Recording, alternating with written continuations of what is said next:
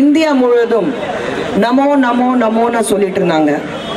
ஆனா 2.5 வருடத்துல அந்த நமோ மாறி நம்ம நெத்தியில நாம மட்டும் வச்சிருக்காங்க.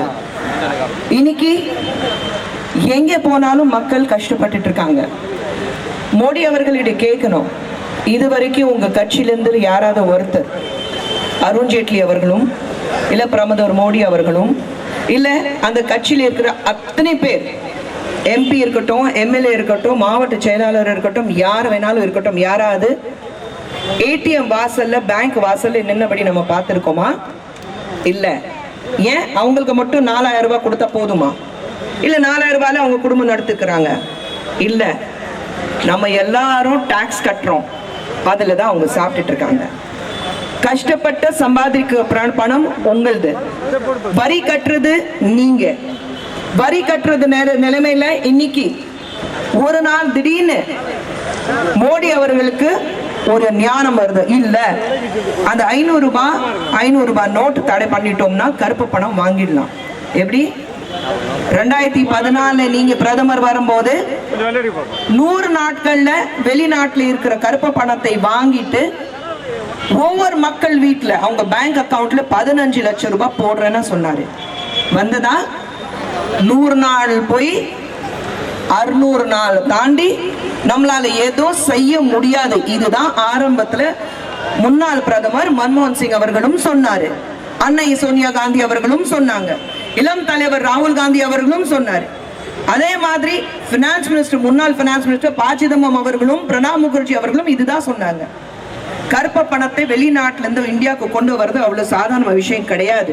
மக்கள் கேள்வி கேட்க ஆரம்பிச்ச உடனே திசை திருப்பணுங்கிறதுக்காக இம்மிடியேட்டா என்ன பண்ணிட்டாரு, ஒரு நாள் முடிவுக்கு வந்தாரு, 500 ரூபாய் நோட்டு 1000 ரூபாய் நோட்டு தள்ளி வைக்கிறோம், இனிமே செல்லாத சொல்லிட்டு 1000 ரூபாய் நோட்டு 500 ரூபாய் நோட்டு வெறும் பெரியவங்களை வச்சிருக்காங்களா?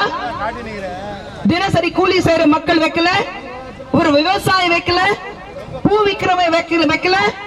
ஏன் ஒரு அம்மா வந்து தெருவில் எங்கேயாவது உட்காந்துட்டு பூ விக்கிறாங்களே அவங்க குடும்பத்தை காப்பாத்துறதுக்காக, இல்ல ஒரு சின்ன இட்லி கடை வச்சுட்டு அதனாலதான் உங்க குடும்பமே நடத்துது, அவங்க 500 ரூபாய் நோட்டு கையில வைக்கல? ஏன் நம்ம வீட்டுல பிள்ளைங்க படிக்க வைக்கணும், இல்ல ஒரு பொண்ணு இருக்கு கல்யாணம் பண்ணி வைக்கணும், அதுக்காக 500 ரூபாய் நோட்டு 500 ரூபாய் நோட்டு 1000 ரூபாய் நோட்டு 500 ரூபாய் நோட்டு எங்கேயாவது ஒரு கட்டி போட்டலாம் கட்டி அரிசி டப்பாக்குள்ள இல்ல கிச்சன்ல எங்கேயாவது யாருக்கு தெரியாத இடத்துல நம்ம வச்சுட்டு அது பாதுகாக்கிறோம். எதுக்காக? திடீர்னு நாளைக்கு பணம் தேவைப்பட்டுச்சுன்னா, வீட்டுல ஏதோ ஒரு பிரச்சனை வந்துச்சுன்னா, உடல் ரீதியாக ஏதோ ஒரு பாதிப்பு இருந்துச்சுன்னா, நம்ம சேமிக்க வச்ச அந்த பணம் நம்மளால கண்டிப்பாக தேவைப்படுங்கிறதுக்காக. ஆனா மோடி அவர்கள் எதுவுமே யோசிக்காம திடீர்னு 500 ரூபாய் நோட்டு 1000 ரூபாய் நோட்டு நாங்க வந்து ரத்து பண்றோம்னு சொல்லிட்டாங்க. சரி, நீங்க ரத்து பண்றீங்க, அதுக்கப்புறம் அதுக்கு பதிலாக நோட்டுகள் தயாரிச்சு நீங்க பண்ண வேண்டாம், மக்களுக்கு என்ன பணம் கொடுக்கணும் அதுக்காக நீங்க எல்லாமே ஆர்பிஐ மூலமாக நீங்க தயாரிச்சு செஞ்சு மக்களுக்கு இமீடியட்டா தர வேண்டாம். முன்ன பின்ன எதுவுமே யோசிக்காம, மக்கள் பத்தி ஒரு துளி கவலைப்படாம திடீர்னு ஒரு முடிவு, இந்த முடிவு எடுத்ததுனால மோடி தான் மிகப்பெரிய பிரதமர், மோடி தான் மிகப்பெரிய அறிவாளி மக்கள் சொல்லணும். ஆனா இன்னைக்கு மக்கள் திரும்பி கேள்வி கேட்கிறாங்க, மோடி அவர்களே 50 நாட்கள் சொன்னீங்க, 50 நாட்கள் தாண்டியாச்சு, இன்னும் ஏடிஎம் வாசல்ல மக்கள் கியூல நின்னுட்டு இருக்காங்க, 100 பேருக்கு மேல மக்கள் இறந்து போயிருக்காங்க கியூல நின்னுட்டு, அவங்களால நிக்க முடியல. ஒரு பெண் ஏடிஎம் வாசல்ல குழந்தை டெலிவரி பண்ணிருக்கா, பிரசவம் பார்த்திருக்காங்க, இதுக்கு யார் பதில் சொல்ல போறீங்க? எத்தனை கிராமத்துல பணம் கையில இல்ல, பள்ளிக்கூடத்துல என்னால பணம் கட்ட முடியல, அதனால என்ன பண்ணிருக்காங்க, தற்கொலை பண்ணிக்கிட்டாங்க. இதுக்கு யாருங்க பொறுப்பு? யார் அதுக்கு பொறுப்பை எடுத்துக்க முடியும்? மோடி அவர்கள் மட்டும், இந்த அரசாங்கம் மட்டும். ஏடிஎம்ல 2000 ரூபாய் நோட்ஸ் உள்ள வர மாட்டேங்குது, ஏன்னா இவங்க அச்சு பண்ணிட்டாங்க. ஆனா அந்த மெஷின்ல அந்த 2000 ரூபாய் நோட் செல்லாது. கொஞ்சம் புத்திசாலித்தனமா யோசிச்சிருக்கணும். ஒண்ணு அந்த மிஷின் சரி பண்ணிருக்கணும், இல்ல அந்த மிஷினுக்கு எந்த நோட் செல்லும் அதுக்கு ஏத்த மாதிரி அந்த பணத்தை வந்து நீங்க அச்சம் பண்ணி செஞ்சிருக்கணும். ரெண்டுமே பண்ணல. பாதிக்கப்படுறது பொது மக்கள் மட்டும்தான். இன்னைக்கு இந்தியா முழுவதும் எங்கே திரும்பி பார்த்தாலும் மக்கள் கஷ்டப்பட்டு இருக்காங்க. ஒரு வர்தா புயல் வந்தாலும் சரி, ஒரு பிரச்சனை வந்தாலும் சரி, எந்த ஒரு போன வருடமும் நீங்க பாத்தீங்கன்னா எவ்வளவு பிரச்சனைகள் நம்ம தமிழ்நாட்டிலே நம்ம சந்திச்சிருக்கோம். இந்த வருஷம் டிசம்பர் மாதத்துல எவ்வளவு பிரச்சனைகள் சந்திச்சிருக்கோம்.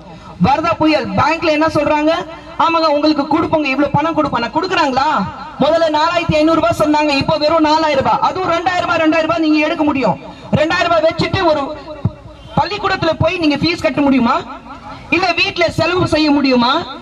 இல்ல ஒரு ஹாஸ்பிட்டலுக்கு போய் ஹாஸ்பிட்டல்ல பழைய 500 ரூபாய் நோட் 1000 ரூபாய் நோட் வாங்க மாட்டேங்கிறாங்க. இவங்க சொன்னாங்க வாங்கணும். ஆனா நானே பார்த்திருக்கேன், ஒரு ஹாஸ்பிட்டலுக்கு போனா அங்க 1000 ரூபாய் நோட் 500 ரூபாய் நோட் அங்க வாங்க மாட்டோங்கிறாங்க. யாருங்க செக் கொடுக்கிறது? செக் கொடுத்தா இல்ல செக் கிளியர் ஆகட்டும், அப்பதான் நாங்க ரிலீஸ் பண்றோம். செக் நம்பி எந்த ஹாஸ்பிட்டலும் கிடையாது. நீங்க பணம் கொடுக்கணும். எங்கிருந்து பணத்தை கொண்டு வருவீங்க?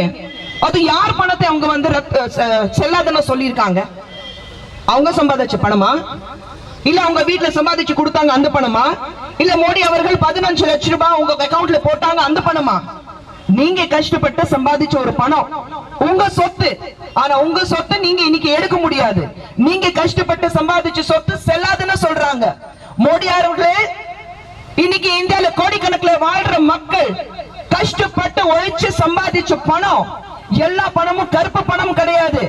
கருப்பு பணம் ஒரு 1% தான் இருக்கும். மீதி 99% மக்கள் கஷ்டப்பட்டு சம்பாதிச்ச பணம். அது அந்த பணம் செல்லாதுக்கு உங்களுக்கு யார் அதிகாரம் கொடுத்தாங்க?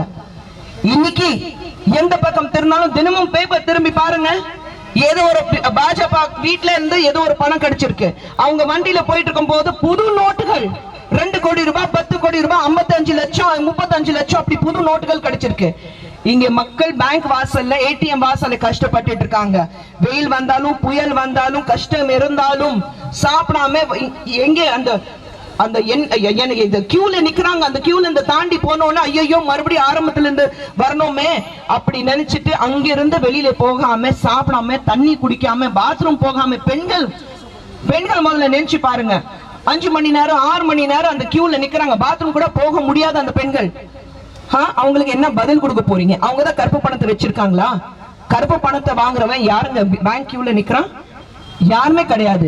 ஜன்தன் யோஜனா அக்கவுண்ட் சொல்றீங்க. ஜன்தன் யோஜனா அக்கவுண்ட்ல இன்னைக்கு எந்த அளவுக்கு பணம் வந்திருக்குன்னா, ஜன்தன் யோஜனா அக்கவுண்ட் அந்த பேங்க் சொல்லும் போது அந்த வங்கி வந்து யாரு வந்து அந்த ஏழ்மைக்கு கீழே இருக்கிறாங்க அவங்களுக்காக கட்டப்பட்ட ஒரு பேங்க்.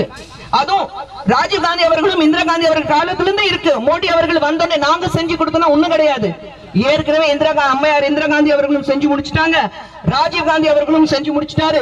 இன்னைக்கு அன்னை சோனியா காந்தி, இளம் தலைவர் ராகுல் காந்தி அவர்களும் அது செஞ்சுட்டு தான் இருக்காங்க. யூபிஏ கவர்மெண்ட் இருக்கும்போது நீங்க புதுசா கவர்மெண்ட்க்கு வந்ததுனால ஒண்ணுமே புதுசா பண்ணல. நீங்க கேஷ்லெஸ், பணமே இருக்கக்கூடாது, கேஷ்லெஸ் நம்ம வந்து எக்கனாமி கிரியேட் பண்ண போறோங்கிறாங்க. இன்னைக்கு அமெரிக்காலையும் உலகத்திலே மிக சிறந்த நாடு அப்படின்னா, ஒரு மிக பவர்ஃபுல் நாடு அப்படி சொல்லும் போது அமெரிக்கா. ஆனா அங்கேயும் உங்களுக்கு கேஷ் தேவைப்படுது, காசு கையில தேவைப்படுது. அது கேஷ்லெஸ் கிடையாது. உலகத்துல விஞ்ஞான ரீதியாக மிகவும் முன்னேற்ற ஒரு நாடு வந்து ஜப்பான். அங்கேயும் உங்களுக்கு கேஷ் கையில தேவைப்படுது. கேஷ்லெஸ் எக்கனாமி எங்குமே கிடையாது. நீங்க திடீர்னு ஏதோ வரணும், ஏதோ சொல்லணுங்கிறதுக்காக இஷ்டத்துக்கு நீங்க வந்து ஒவ்வொரு நாள் மாத்திட்டே இருக்கீங்க. இன்னைக்கு மோடி அவர்கள் எங்கே வாய் திறக்க போறாருன்னு பயந்துட்டு மக்கள் தெரிச்சு ஓடுறாங்க. ஐயோ மோடி பேச போறாரா, ஓடுங்கப்பா, இன்னைக்கு என்ன ஒரு பெரிய பாம்பு நம்ம தலைமையில தூக்கி போட போறாருன்னு தெரியல. இன்னைக்கு அந்த அளவுக்கு மக்கள் இருக்காங்க. இந்த மாற்றம் வரணும். அதுக்கான மாற்றம் இப்பல இருந்து ஆரம்பிக்கணும்.